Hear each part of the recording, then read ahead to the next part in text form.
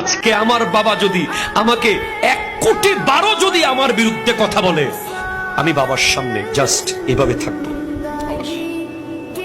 আমার মা যদি পায়ের স্যান্ডেলটা খুলে 1,00,00,000 মানুষের সামনে আমাকে মারে, আমি এইভাবে থাকবো। এটা আমি মক্তব থেকে শিখেছি। আজকে আপনি যদি আমাকে 2টা গালি দেন, খোদা কি কসম আমি ফিরে আপনাকে গালি দেব না। আমি জাস্ট ঠিক আছে বলে চলে যাব।